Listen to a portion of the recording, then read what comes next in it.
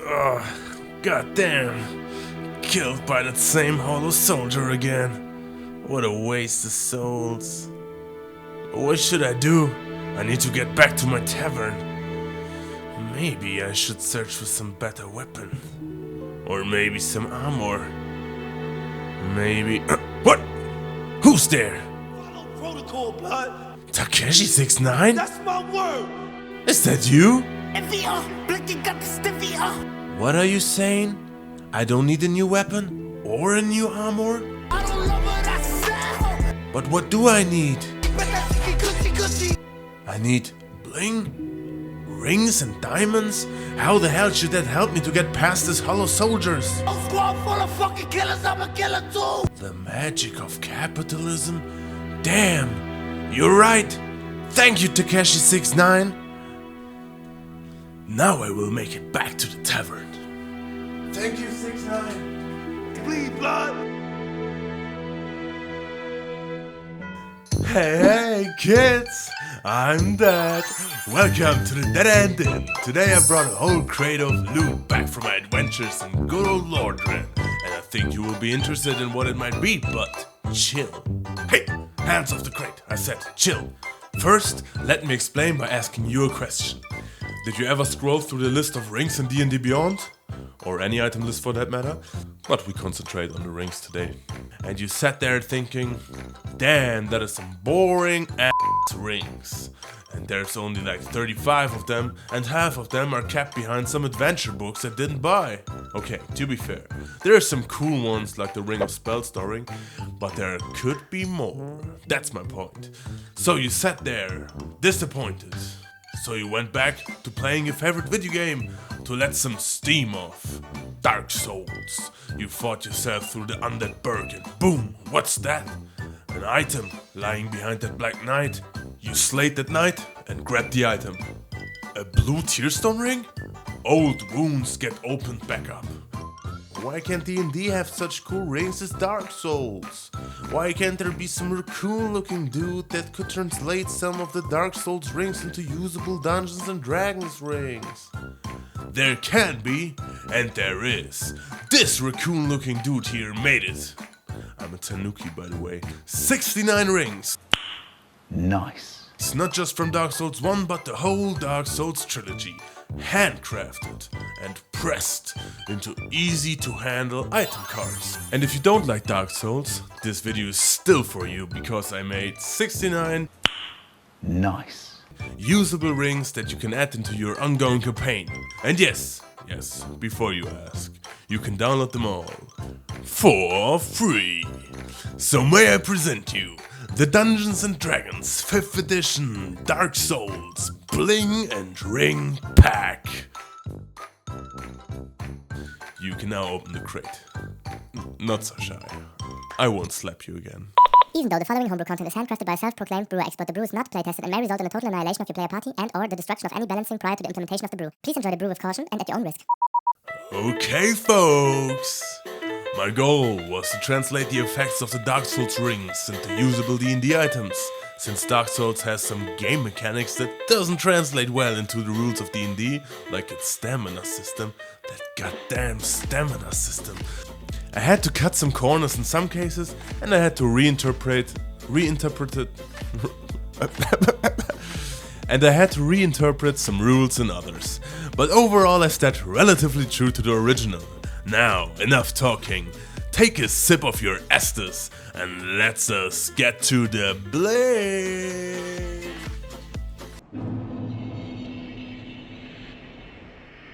Okay, let's start with the classic blue and red tearstone rings. These two bad boys act like the last bastion before the grave. Since you don't want to calculate how much 20% of your HP is, that's just not the D&D style, I came up with an easier but arguably worse solution.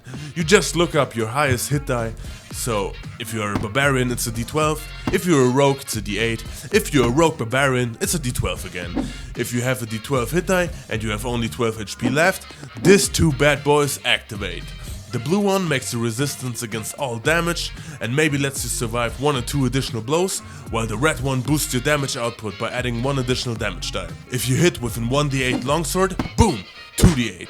If you cast a catapult spell, which deals 3d8 bludgeoning damage, boom, 4d8. The rings get weaker the higher your level becomes, but they're really cool nonetheless. Next, we got the Spellstone rings. Defensive rings that help you defend yourself against such pesky disturbance like fire, or lightning, or spells.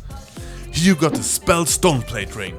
This is a powerful one, but maybe not so powerful as you think. The ring gives you resistance against damage dealt by spells. Spells. Spells! Not magical effects, or magic in general.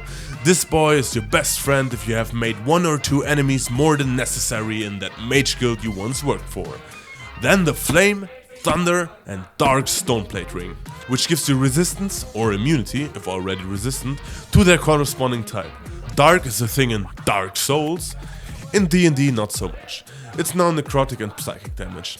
And then there's the Speckled Stoneplate ring. It's an all but not really type thing.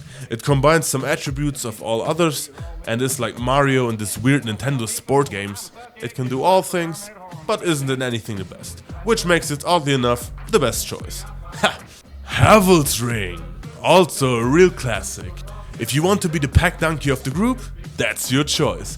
But not only that, it's such an iconic ring that I couldn't bring myself to waste its potential just by letting it increase your carrying capacity. My logic, you can carry more, so you can also push, lift and drag more. It's not the world, but gives it more viability. Next, the Rusted Iron ring. In Dark Souls, it was your best friend if you wanted to visit low FPS town. Here, it's got a nice effect if you are a fighter and have an unused attunement slot. Goodbye, difficult terrain. Another classic right from the character's birth screen, the Tiny Beings ring. Again, I used the way underused system of hit dice to determine the effectiveness of this ring. So give it to your barbarian as a nicely wrapped present and he will adore it. Let's go to the animal rings. Wolf, Lion, Leo, Hawk and Hornet ring. The Wolf ring gave you poise in Dark Souls. Now it gives you advantage on checks so that you don't fall flat on your face. It doesn't require attunement, so it's a nice gift for your frontliners. The Leo ring, a special fellow. In Dark Souls, it used the counter mechanics and raised damage dealt by counterattacks using a piercing weapon. Which means, if an enemy starts an attack and you strike it right before it hits you, you deal more damage. We all love that. It's quite specific, but I translated it quite strictly using the hold action rules. This is a ring for your swashbuckler rogue using a rapier, and it changes the combat style quite significantly, trading higher damage for the chance that maybe no one triggers your hold action. Next, the Hawk ring. It's a sniper scope in ring form, a quite unique feature, but not more than that. And the last of the bunch, the Hornet ring. This gives you crit fishing paladin a nice build option to maybe one-shot also your next BBEG. But hey, do you like dragons? Then I got the right bling for you. Bellowing, Lingering and Slumbering Dragoncrest ring. The Bellowing Dragoncrest ring. It's a damage boost for mages and benefits from the use of multiple hit spells like Scorching Ray. The Lingering Dragoncrest ring. I really like this effect, it doubles the duration of spell effects, but in all honesty, this one is one that has the most potential to blow up the balancing of the game. This Slumbering Dragoncrest ring, kinda the odd one out. I didn't understand it in Dark Souls before, I don't understand it now, because the other two were specifically for magic users. This is kinda roguish. It makes you better in sneaking. Magically, I guess. Nexto! Ring of Steel Protection, not to confuse with the boring Ring of Protection, this one got steel. You gain resistance against non-magical physical damage, so you as a wizard can also withstand the devastating dropkick of a 6-year-old. Now we come to the Bite rings. Again, 4 rings: Blood, Poison, Curse and Chill. These are more defensive again. Blood gives you some cool flavor and a better short rest. Again, there's no bleeding mechanic in D&D, so I had to work around that problem, but I like my solution quite well. Poison. It's kinda boring, I admit, but boring isn't bad. Chill. I mean, it's chill, but the same problem as poison. But then there's curse. This is interesting. I can imagine some nice scenarios you as the DM could come up with, in which case this brother is the star of the show. Oh, there's also the flashbite ring introduced in Dark Souls 3. It's another Mario again. And next, we have another all-time classic and a gap filler in every Dark Souls build. The Chloranthy ring. Stamina. As I already said, stamina is quite hard to translate into D&D. I thought it has something to do with endurance and fitness, so the Chloranthy ring that you stand up for only 5 feet and lets you regain exhaustion levels faster. Maybe it's a nice mercy gift for the poor berserker barbarian in the campaign that regrets that he made his character choice based on its favorite series at that time. Put me out of my misery. Do it. Do it. The Witch's Ring! It makes your fire magic stronger. Sorry, I just translated that thing. I didn't want to make fire in D&D even more dominant, but I promise you to fix that in a future video. And here's a weaker version as well, the Great Swamp Ring. We got a similar pair of rings for radiant damage, Morn's Ring and the Ring of the Sun's Firstborn. It's the same thing, just radiant. Fire again! This is more fun, the Orange Charred Ring.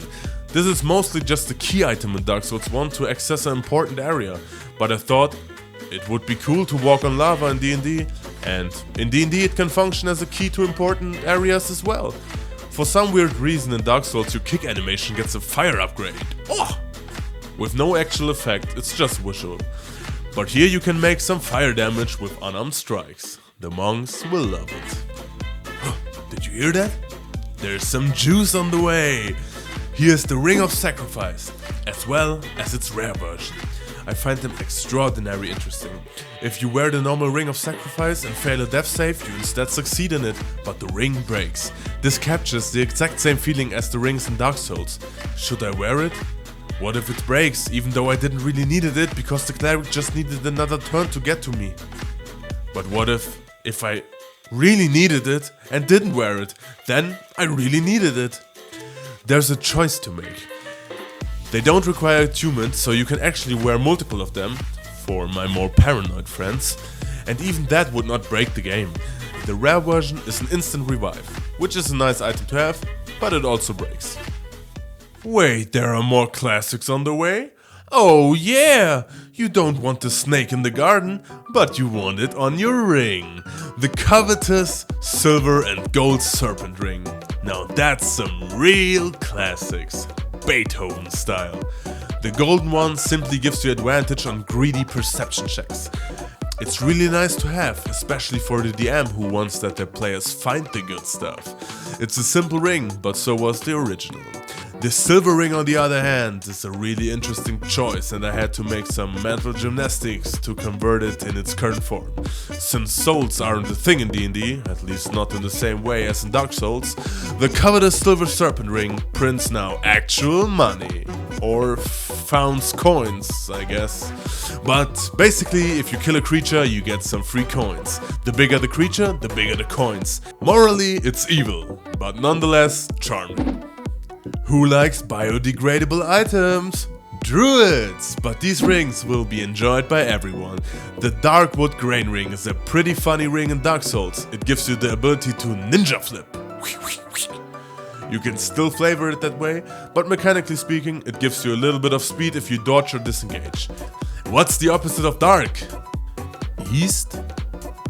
Yeah. The Eastwood Grain Ring. This vegetable pressed in ring form makes you the perfect cling film. Your bread will be fresh, your clothes will be clean. You definitely need this in your Left 4 Dead 3 campaign if you fight these pesky mudmans. Away from me, creep! Oh, there's Sun again! The Ring of the Sun Princess. It's a special one. Even in Dark Souls, the miracle synergy system is kinda weird, and if people didn't hack the game into bits, we probably wouldn't even know how it works. So yeah, I tried to replicate it. You can play with its quirky little mechanics, but cautions! Enemies can use your synergy field too. So that's fun. The Dust Crown Ring. This boy is dangerous. Another candidate for possibly breaking the game. You get additional spell slots, but the cost is high. In higher levels this can really, and I mean really, bump up the power of a caster, but it could be fun. It's the definition of glass cannon, baby. Maybe something more disadvantageous. The Calamity Ring sucks in Dark Souls. Just a meme ring, but in DnD it could be used in your favor. You can wrap it in a present and give it to your enemy. Maybe he will wear it because it's an interesting design, and boom, your club does effectively 2d4 damage. Ching ching! Hey, another sun ring, what a surprise. The Sun Princess ring. Wait, didn't we have that just 20 seconds ago? Oh, there's sun again. The ring of the Sun Princess. It's a special one. Whatever. This one is totally different. No joke. This one let you regain 3 HP every 10 minutes. Not the world, but a nice bonus during a long walk through the woods after a wolf has snatched your left kidney. Who's the bad boy? Yeah, you are a bad boy. Speaking of wolves, the wolf ring. Wait, we got this one already. No wolves. Maybe cats. Yes, cats. The silver cat ring. It negates fall damage up to 120 feet. But don't dare to fall 121 feet. I dare you. Look in my evil eye. The ring of the evil eye.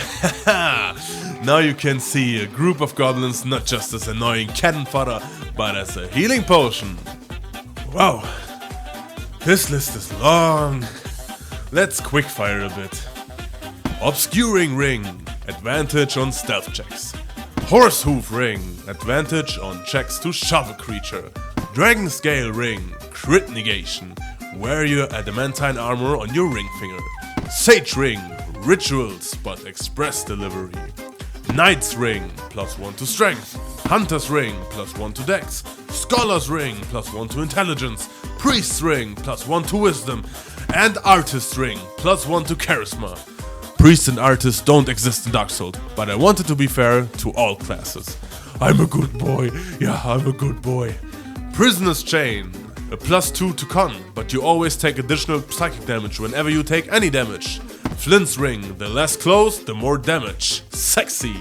Ring of fog, always walk in a cloud of fog, like these vaping kids these days, but unlike them you can't easily turn off the vapor. The Kingslayer's ring, if you miss a creature, the next attack roll from anybody against it is made with advantage, representing that even though you didn't deal damage, your mighty blow broke his posture. Cool flavor, nice support. Aldrich's Ruby and Sapphire, make crit fishing builds great again. Old Witch's ring, communication with spiders. Yeah, you can be like Aquaman, just with spiders. You could call yourself Spider-Man.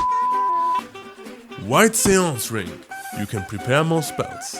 Dark Moon Seance ring, same as the previous, but dark. Cathus Milk ring, once you dodge an attack, you're harder to hit. Cathus Blood ring, everybody makes attack rolls with disadvantage against you, but when they hit, good luck. Lloyd's Sword ring, cousin of the Red Tearstone ring, more damage as long as your health is full. Lloyd's Shield ring, cousin of the Blue Tearstone ring, resistance against everything as long as your health is, you guessed it, full. And the Estus ring, makes healing potions just better. Tasty. And the last pair of this pack, Pontus left and right eye. I really like their mechanics, they reward continual success. If you keep hitting, you stack up their effects. The right eye gives you damage and the left eye heals you with every blow. If you miss, all your progress gets set to 0, but that makes for a quite unique feeling in D&D. So, wow, that was a long list. But now we come to the last ring, the legend himself, the godfather of the rings. You could say the Lord of the Rings. Here it is, the Ring of Favor and Protection. Not to confuse with the boring Ring of Protection, a must-have in Dark Souls 1 and a good choice regardless of your situation. This ring combines the effect of the Tiny Beings ring, Chloranthy ring and Havel's ring all in one pack. It increases your maximum HP, lets you stand up using only 5 feet of your movement and increases your carrying capacity. Honestly, not the fanciest effect you could imagine, but it's a solid choice for everybody. Holy crap, we made it! That were 69 Nice. rings from the Dark Souls trilogy and almost twice the amount of rings that are available in D&D right now. By the way, in the making of the rings I discovered 2 very special rings from Dark Souls 1, the Dark Moonblade Covenant ring and the Cat Covenant ring. These 2 rings allowed players to get invaded or invade another player in the game. I wrote some fun rulings on how invasions could look like in D&D and I wanted to include them in this video as a bonus. But then the invasion rules got bigger and bigger and the amount of rings even bigger than that. So I decided to make the D&D Dark Souls Invasion Pack. Working title. Its own video. And guess what? That's the next video that will come out. So stay tuned, but enough behind the scenes stuff. We made it through the list. This was an endeavor. Woo. So please, if only one ring was to your liking, then visit the download link in the description and get your own Dark Souls rings. Like the video, subscribe, and write a comment what you want me. What a loser! And write a comment what you want me to tackle in the future video. It could be some video game or movie stuff that could fit well in D&D, or just general ideas for homebrew that you want to see realized but are too lazy to do yourself. If I liked your idea, it will land on my list. So enough talking. This was the Dungeons & Dragons 5th edition Dark Souls Bling and Ring Pack. So enjoy the rings and praise the sun. Woo!